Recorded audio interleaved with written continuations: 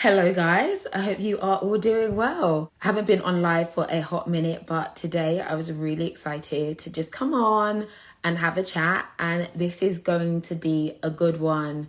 You guys know I'm all about women, I'm all about business. I'm not afraid to talk about it. I love it. So I'm so excited to be live as part of a series with PayPal, and we are talking to small business owners who are out here doing it, like doing it in the world, doing it with Corona and everything that's happened, and are doing really well. So I really hope that this session is going to be a great one where you guys can just hear from small businesses, hear about their story, and then get some inspiration as well. I love learning from other people. I love learning from women. So yeah, we're going to have this chat. We're going to get the team on. I'm speaking to the guys at Vida Bakery who make some beautiful delights, and they've been killing it. They've literally been killing it, particularly during this season. And I was like, yeah, let's do this. Hello, look at these. Hi, hello. Wow, hello. Ladies, you How look are you? amazing. I'm good, thank you.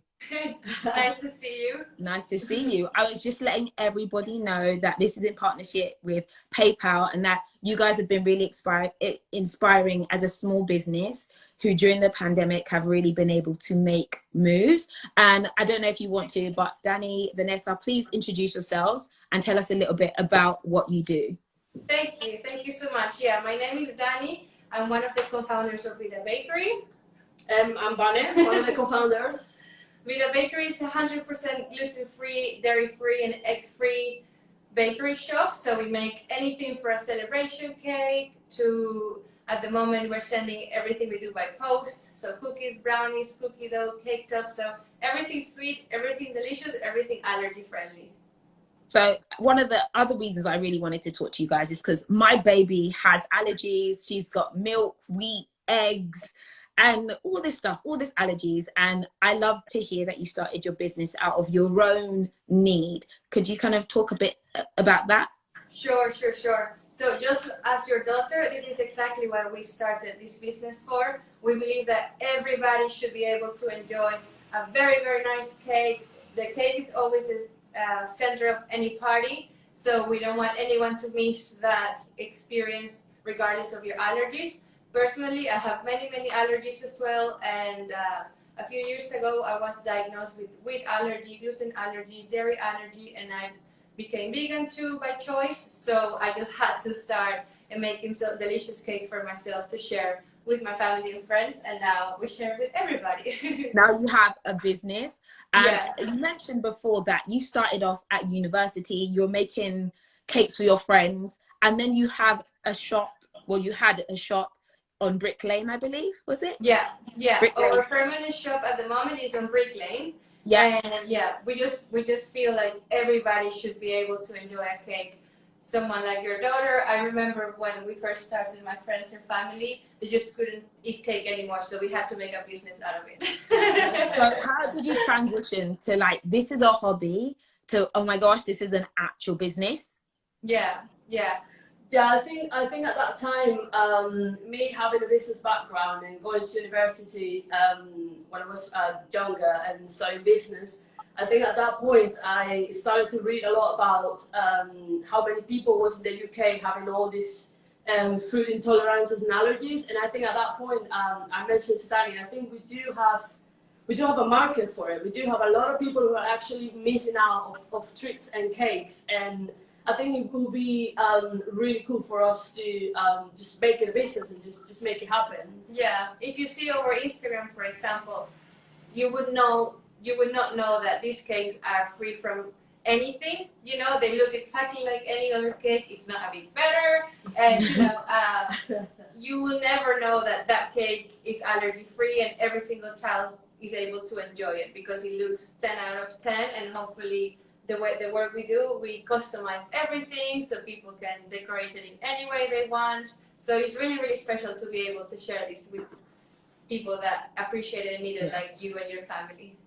So Danny, your experience is a baker. You're in the kitchen, you love the making and the magic, right? But I'm presuming that you didn't necessarily know that it was going to be a big business. How did that transition happen?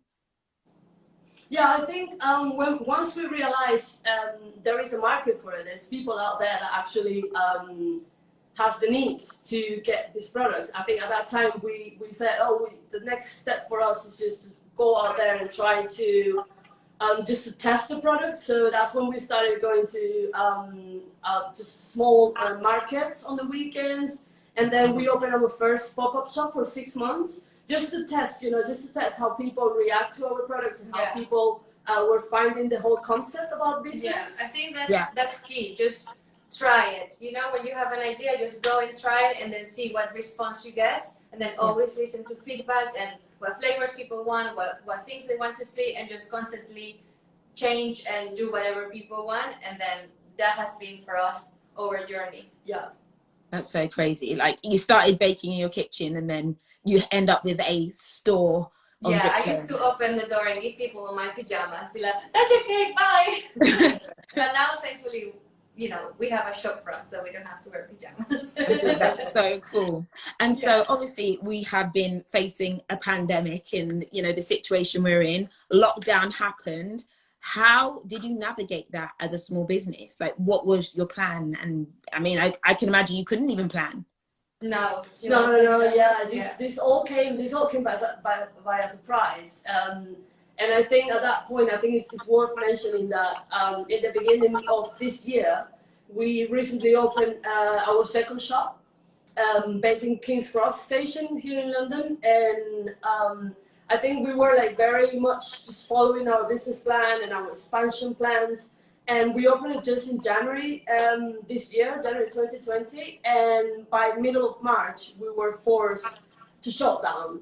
So it was very challenging for us to just be opening a shop and then in just a few months and weeks you have to shut down. You don't get the time to recover your investment. You don't get the time to do everything that you've been planning for so many years. And I think that's what the challenge really hit us. And that's when we went online. Yeah. And that's the great example of a pivot, because like, no one planned for this. No one could expect this to happen. What do? You either crumble or you decide, right, what can we do now? Yeah, we had to continue to adapt. And obviously for us, as I said before, the most important thing is that people have their cakes. You get your cake, your cookies, your brownies, whatever it is that you want, no matter what's happening in the world, So we had to find a way to get to their homes so they can still enjoy what we do. Yeah, I think at that point, this hit us as a surprise to everyone. So I think at that point, you need to divide yourself into having your own feelings as a person and thinking what's going to happen now. And then you need to think as a business owner and be like, there's certain things that I need to look after. I need to look after my staff. I need to look after the liabilities that we have for just recently opening a new business. Yeah. And at that point, you just need to shut down and then come and make a list of the important things that you need to meet. And that's what it took us, 3 days to make a decision. And we said, we have to continue. We need to keep going. We need to generate cash. We need to support the staff. We need to support each other because we don't have any other jobs. This is what we do for a living. Yeah. And that was really, really important at that point. Just survive. Yeah. I love that. Well, I know you guys have been thriving since you kind of moved online. Can you talk about your process and particularly how you kind of found out about PayPal and how it's helped you just, really hit those numbers? This was very, very, now I say it's funny, but at that time it was a little bit frightening. But it was basically, it happened overnight. So took the decision, we need to move, we have to close down the shops, we need to move online. At that point, we didn't have a website. Our website was mostly informative. So you couldn't do any commercial activity through the website. So what we did at that point was just like, we need to make a business online, basically. And to be honest with you, I didn't have a clue how to do it. I think at that point I just Googled it, like how can I create a website? It was literally how do I sell something on the internet? Yeah, it was really like that. So it was like how to create a website and how do I take payments. So I think for 2 days, just barely sleeping, we worked it out, we took the pictures, we put the website out, And then we started asking people to place their orders, and They did. yeah, and then just to give us some feedback about the whole ordering process. And the PayPal, at that point, I didn't have a clue what PayPal was or how PayPal worked. And one customer just said on Instagram, like, hey guys, I'm very happy you're doing this, but I would love if I could pay through PayPal. And I was like, okay, give me a couple of minutes. I'll find out what it's all about, and hopefully I'll make it happen. And then it took me, to be honest with you, it took me less than a minute to set up a PayPal account, to connect the PayPal account with our bank account, and then we put it out there. We said to the customer, PayPal is out there ready, you can place your order. And then a lot of people follow her to the point that right now 70% of our sales, people pay through PayPal. So we're really helpful for that. Yeah. And I'm presuming all your sales right now are via your website, because your shop would be closed again now due to the lockdown again. Exactly. Yeah, exactly. And it's amazing to see, for example, obviously now we know your name, so we say Patricia Bright has ordered 20 times or 30 times, you know. It's just a very nice relationship to be able to have all that data, and then we know what they like, we know what's their favorite flavor. Or some people, they already try the cookies, so they say, oh, by the way, don't include this one, I'd rather change it for this one. So what's your most popular, sorry, I'm interrupting, yeah. but what's your most popular product? What are people buying online? I think the cookie dough. I think the cookie dough is our best seller. Obviously, chocolate chip cookie dough doesn't go wrong. Everybody likes chocolate chip cookie dough. So this is a cookie that we make the actual cookie dough, and we deliver to you. You just have to refrigerate it, make a little bowl, put it in the oven, and you have a fresh cookie to eat at home. So I don't think it gets any better than that. Have you found that your sales are more than what you ever thought they could be, or you're doing almost the same as what you were doing in the store since being in the pandemic? I think this is one of the good outcomes that came out of all of this. We realized how adaptable we can be, and how diverse we can be, and that's you know, when you plan a business to have many shops in London, that activity can really overcome all of your time. Yeah. So I think we realized, we can actually do so many other things with our business. We can expand to so many other things that we never even thought about doing. Yeah. And reach people. Yeah, exactly. Yeah, it would have taken us so long to have a shop in Manchester, in Edinburgh, in Brighton, but now we can send boxes everywhere in the UK, and hopefully soon to Europe as well. I can imagine that you would have never thought you'd be shipping cookie dough around the UK and building a business off the back of that. It's insane. I love that. Exactly. Yeah. Okay, so the holidays are coming, Christmas is in the air. What are you thinking about from like a taste perspective, like what's on the menu, but also what are you thinking business wise?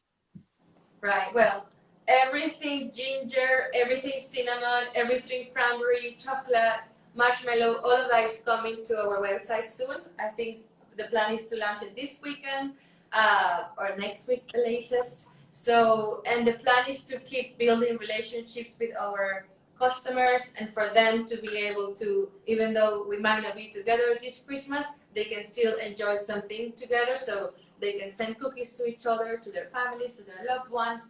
We're planning to do some decoration competitions as well. So we just, you know, Vida is all about sharing happiness and sharing happy moments. So hopefully we can continue to do that, even though this Christmas might be a bit particular. So you've also killed it with your social media page. I know you mentioned that you get a lot of the ideas of what flavors to make and what to do. It's been because of your Instagram. And even you said that someone from Instagram introduced you to PayPal. So how do you work with your community to help you, to grow your business further? How much are they part of that process?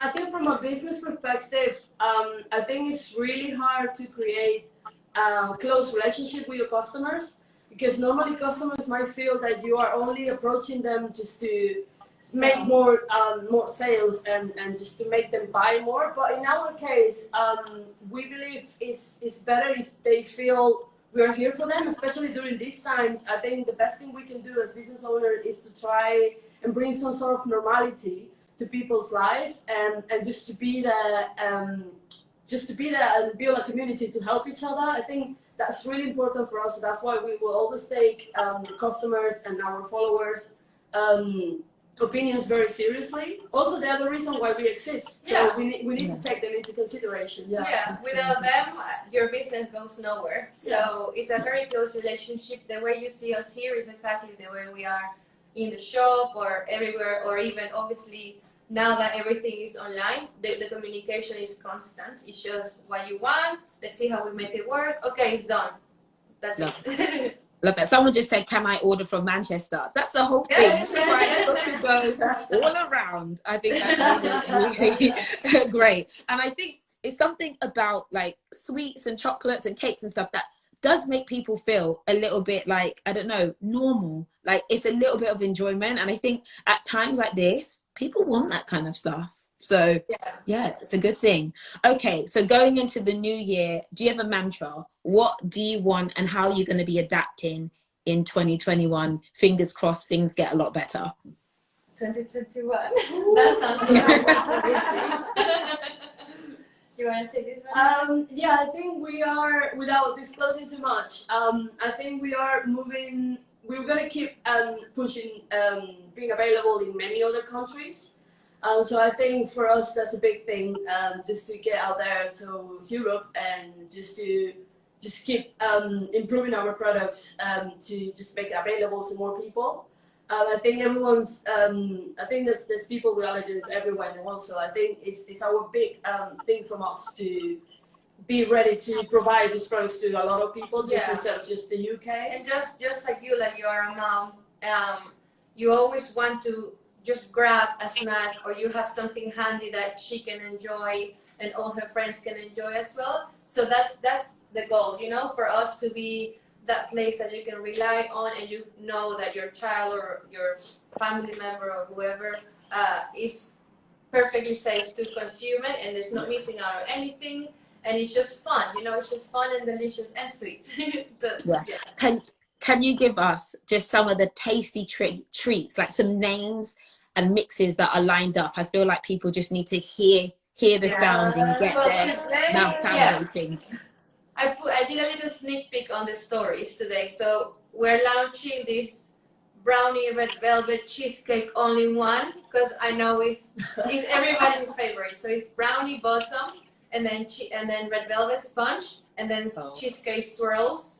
So it, you know, like I don't think there's anyone that doesn't like that. So, but sprinkles on top. Sorry. With sprinkles on top or no sprinkles? It can be sprinkles on top or white chocolate, things like that, you know.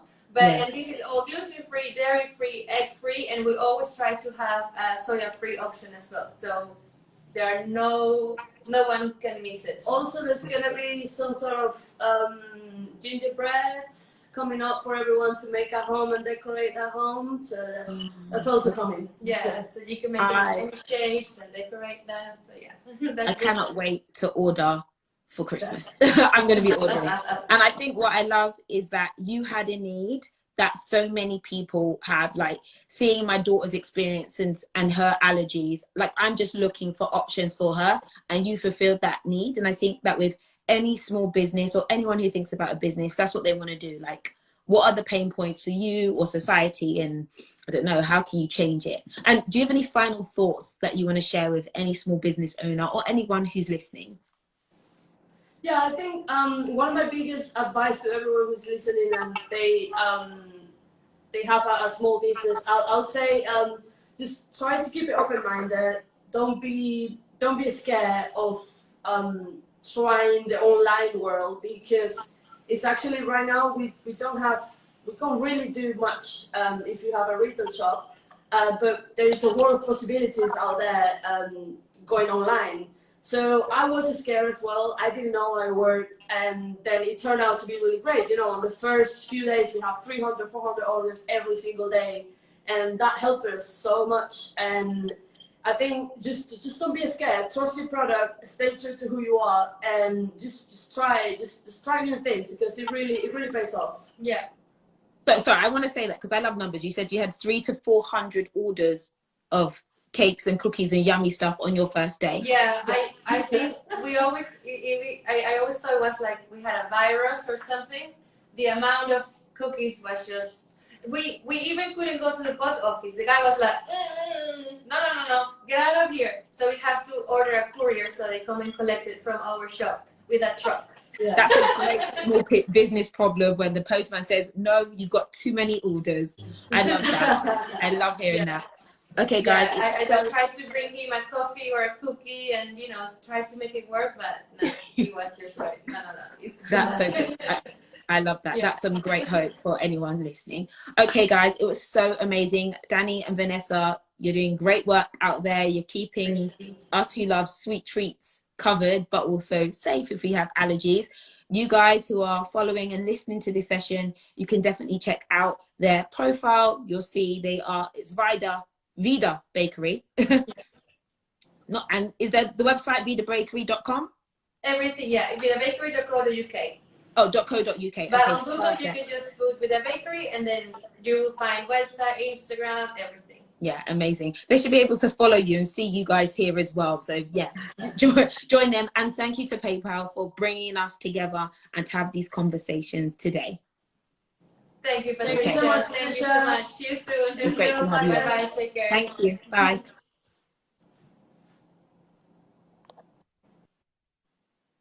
Guys, that was so much fun. So yeah, I'm going to summarize that. Yeah, we were here talking with Vida Bakery. And yeah, it was just a great chance to catch up with them, see what they're doing during this time. Like, there's a lot of hope there. I thought it was so interesting when she said 300 to 400 sales on like their first day of cookie dough and cakes. I think there's a lot of opportunity for a lot of people. Hopefully we'll have more sessions like this. I know I need to do more lives in general. We will be doing that. But in the meantime, I'll catch you on the gram. Okay? All right, guys. I'll see you later.